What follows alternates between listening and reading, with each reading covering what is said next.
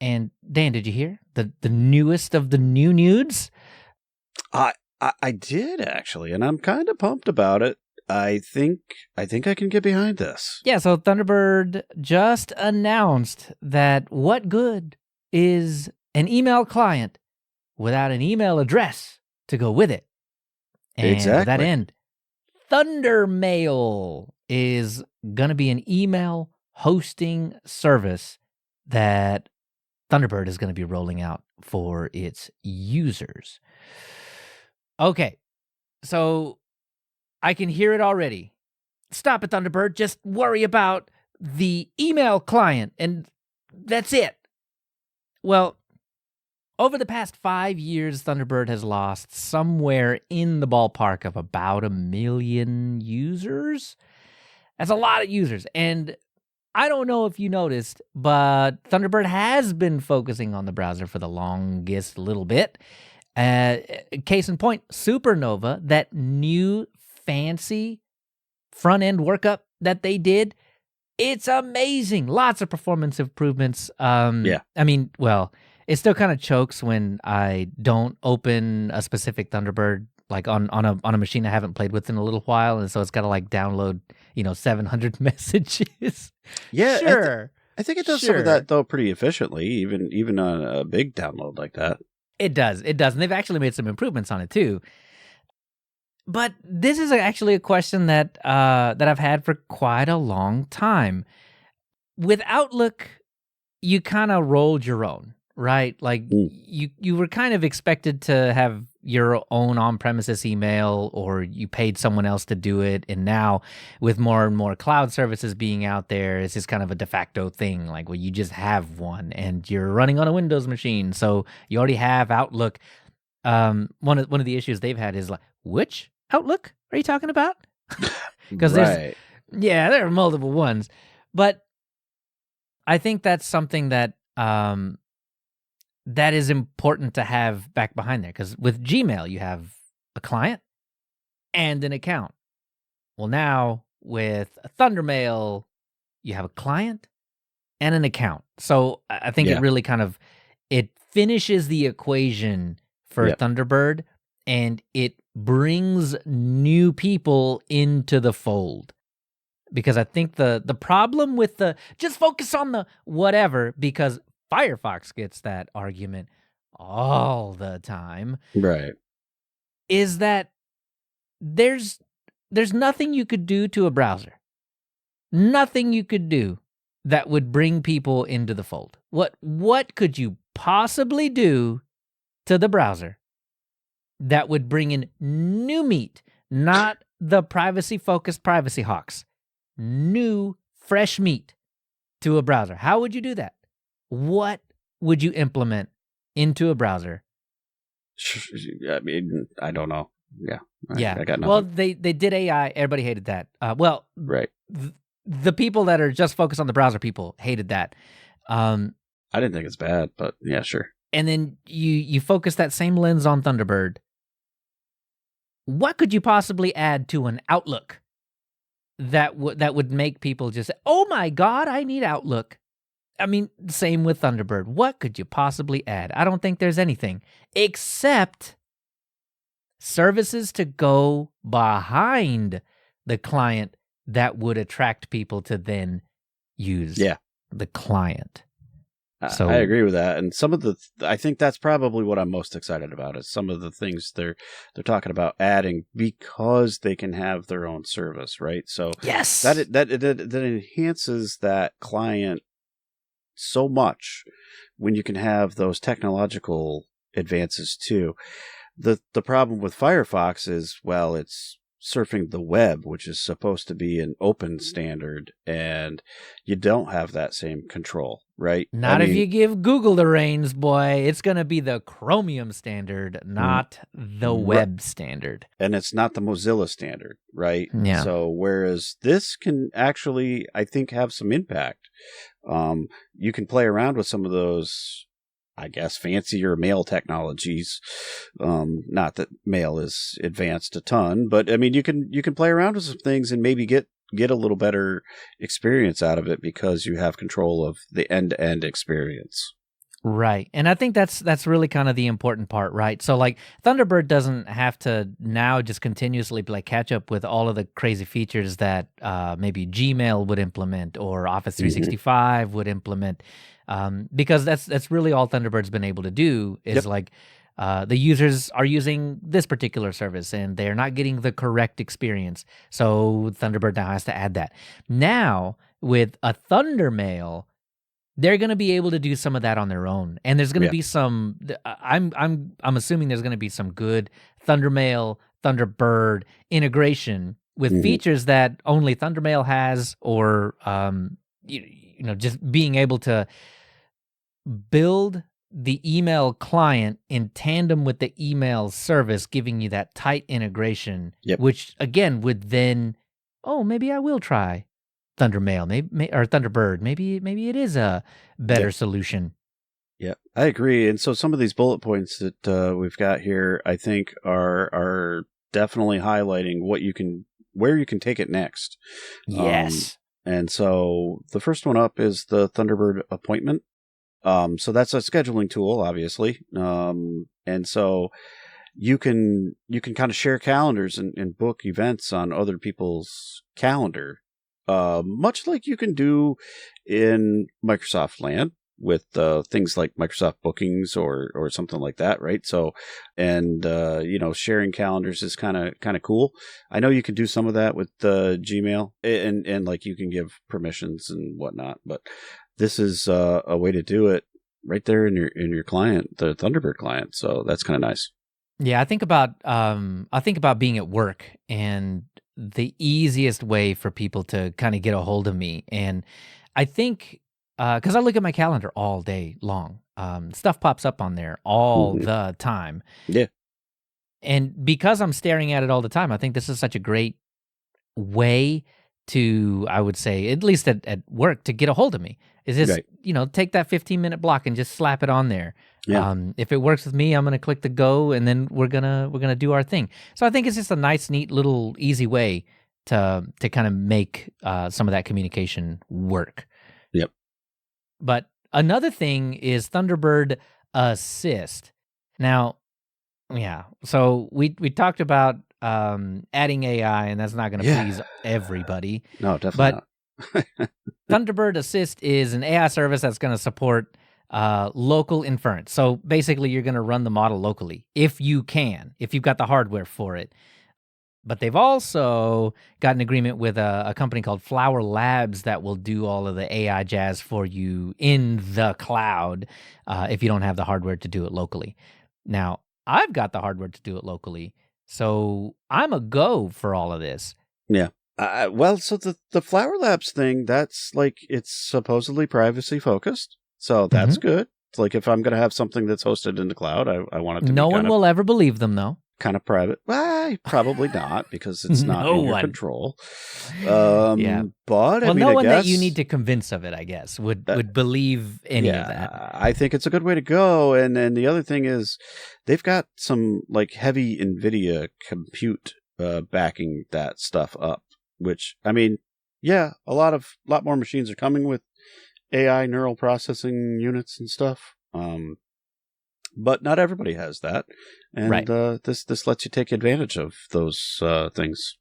Oh, see, all you got to do is get a Mac and you'll have it all built in. Or the Snapdragon chips, which I'm starting to see some of those laptops are coming down in price. $100, $200 off now. I'm still holding out for a framework, though. Get me a framework with an ARM processor and a neural thingamajig, and you better believe I'm going to be summarizing emails. Will I read the summaries? No, because I don't think I don't like the idea of summarizing I don't think either emails. of us do. Yeah. No, because I think all the time, like, what emails do I ask for? And all the time, it's from you that's listening. Now I ask for those emails. I don't want a summary of that. Yeah. Yeah, I would feel icky if I summarized any of that. I asked for it. Why would I summarize that? So I'm not the guy. That's the target for Thunderbird Assist, but I guess I could see it can be useful If for some reason on a very regular basis you just get paragraphs upon paragraphs upon paragraphs of emails that aren't very important to you, but yet you still have to read. Mm-hmm. Yeah. Yeah, I mean, it's going to give you the too long didn't read summary. Hopefully, that's halfway decent, and there could be some things that could be useful for. Right, and for web pages that I begrudgingly read, that's a great use case for Mozilla's Orbit, and I do use it for that way, and it also does cool translations for you and stuff like that. So I suppose this is going to do. If you get an influx of foreign language emails that you can't necessarily parse in your head, it could be handy for that. Yeah, and if I'm not mistaken, didn't we get one? We got one. We may that have. Was yeah. And then we ended up having to throw it into a bunch of translators. Yes. No, I did. We did throw that into a translation thing. I think I understood some of it, but I mean, right. Not enough to totally have a good summary of it. And so, I think we did throw that into some translation thing. Exactly. So if Thunderbird Assist is half as good as Mozilla Orbit, then I suppose that could be handy. We can shoehorn it into some kind of use case, and if you send us an email that is not in English, maybe that's it, right? But I mean, and definitely if you stray away from like the romantic languages, I'm really gonna struggle. Yeah, exactly, right. But there's one more service that is on the tip of Thunderbird's tongue, and it is one of my favorite services from back in the day that just happened to die because of abuse. I don't know if y'all remember Firefox Send, but up out of the ashes here. Yeah. It was a fantastic service that died too early. You just dragged and dropped a file. It gave you a link. You gave the link to a friend, and the friend could download the file. The end. Simple service. It was, and I think this is a good pairing to go with email. And hear me out. This, like, you got a file that's too big to attach, because that happens a lot, right? Email's limited in the size that you can send. So you got this big file that you want to attach, but you can't attach because it's too big. This is a great pairing. Just give the link inside the email and say, click this and download the thing that I want to give you. And exactly. Email is so much. It's ripe for this. I love it. I think it's great. Yeah. I mean, Gmail solved the problem in the same way, right? If the attachment is just too big, it just ends up like linking you to Google Drive and then sharing it that way. And so Outlook does that with OneDrive if you have that. So I think this is a great pairing that's independent of those things that we want to stray from. Yep. So this is exactly what I meant earlier about creating the services that tie in with Thunderbird directly and then sell those services. Yeah. And people that are already buying or are looking to buy email services or these types of services may just jump on board. But just focusing on the client, I don't think that's going to do it. So because they've already polished it up and made it look nice, and gave you that great onboarding experience, but it didn't draw the people in. Right. So I think this is going to be a good one. I think right now it looks like there's going to be they're shaping up to be a Thunderbird Pro subscription that you're going to subscribe to, and then you get access to all of this stuff. I need to know how much this is. Yeah, Leo, is that the shut up and take my money point? Yeah, I heard Thundermail and that it was going to be a privacy-focused email service by Thunderbird. I didn't even hear the other three things yet. I just heard Thundermail and was like, yeah, exactly. What could that possibly be? $2 to $5 a month or something like that? Yeah. And then they're like, oh, we also do the appointment thing, the assist thing, and the send thing too. And I'm like, just value add? I was already sold. Yeah. Thank you. Yeah. So I think this is going to be great. I'm chomping at the bit at this. It's kind of got that early Gmail excitement for me. Yeah. because I think they said something, maybe, I don't know that this is for sure, but tb.com is going to be the email domain. Well, that's so one of the short. options, I think. Yeah. Uh-huh. I'll pay for that. I will pay for that. Yep. So I don't. We'll see. We'll see how this shapes up. But these 4 things alone are really kind of enough for me to just kind of nod my head and say, yeah, I'll give that a shot. I'll do that for a few months, and if it's good, I'm gonna hang on to it forever. Especially since they're coming out with a Thunderbird for iOS. I have tinkered with it on an Android device for a little bit, but since it's not my daily driver, I don't use it enough to really have a good, well-rounded opinion of how Thunderbird is working on mobile. But it works better than Gmail for me. I can tell you that. That's for sure. Yeah.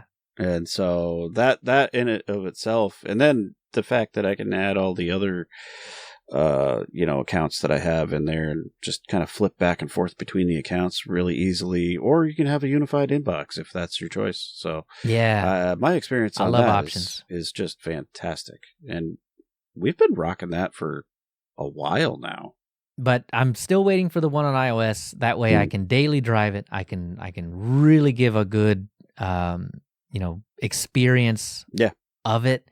But yeah, until then. But if these 2 things come out at the same time, the iOS Thunderbird and then Thunder Email and Friends, man, that would make sense. It's going to be really hard to pry me away from that ecosystem. This is one ecosystem I'd love to dive into and be locked into. Yeah. I'd be okay being locked into a company like Mozilla, MZLA, right, who is the parent company of Thunderbird. Yeah. That ecosystem, okay. Oh no, you have to pay an extra $1 or $2 a month for your VPN, but it's integrated in. It's nice. It's good. There's a reason to go with stuff like that. And yeah, they're just giving me more and more and more and more reason to do it. Yeah, I'm excited. So if you haven't subscribed on YouTube, make sure to go do that. The bell thing, subscribe button somewhere, probably, I don't know, maybe here, maybe there. I don't know. I don't think about it enough because in my camera, I'm backwards, and then it's backwards again when I edit the video, and then the subscribe button is it's on around the page. there somewhere. It's on the page. Yeah, below me for sure. So yeah, go click on the subscribe button. Click on the bell if you want notifications. We do. We post all of our videos out on YouTube, obviously the entire episode, but then we go back and chop up the little bits because I know that sometimes it's hard to sit there and watch an entire hour thing. So instead, if you don't have time for the whole entire thing, or you just get distracted in the middle of it, we cut up and publish each individual topic. Yeah, all the segments. Yep. That's right. So you can go and just watch the individual segments, though I will say you do miss some bits when you do that. You don't get the cool cold open at the front. You don't get the thing at the back. And you miss some of the in-between segment banter. Yes. But if you're just looking for the info, if you're just looking for the entertainment, that's what it's going to be. Just the facts. Yep. Just the facts, man. And also, the history that we're coming up to in just a second is going to show up over on TillVids as well as YouTube. But since TillVids is the Center for Edutainment, you're going to see the Flat Pack history show up over there, as well as all of our other histories. And I think we got an interview out there as well. I think we did. Yep. So if you're looking for just that kind of content, you can just follow us on TillVids from anywhere on the Fediverse and get notifications whenever those videos actually come out.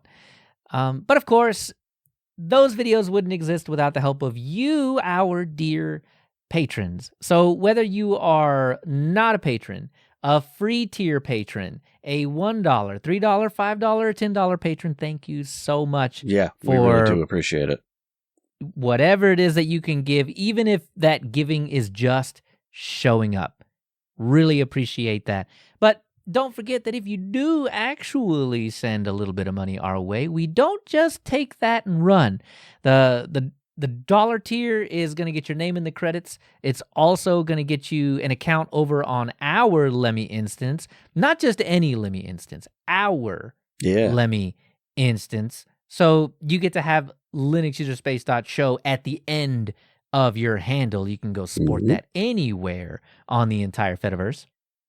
The $3 tier is going to get you the show before anybody else gets the show and in high quality. Yep. The $5 tier is going to get you all of that, as well as the audio of the show before the show. And today's show before the show was like over an hour. It's about, I was going to say a little over an hour, maybe. Yeah. We had to hash out a lot of stuff, including when we think this season might end. Yeah, and what we plan to cram into it. Exactly. And if you do the $10, you also get everything that I mentioned before, but you also get to sit in here, right here, as we're recording this right now and watch it live as we're doing it. That's all the flubs and all the everything else, everything live on video. Yeah, and throw your 2 cents in every now and then, on top of your $10 that you've already donated. It's basically a live stream. And then on top of that, if you aren't able to sit in here with us while we actually do this, we give you the recording afterward, all the videos, all the flubs, all the comments, all the banter, all the everything from the moment we press record to the moment we say bye. So anyway, like I said, there's that free tier, right? That's the show. That gets you some notifications. It gets you the show. It gets you, gets you into the community. Yes. That's right. You don't need to pay for any of that. But we like it when you do. Absolutely. Thank you.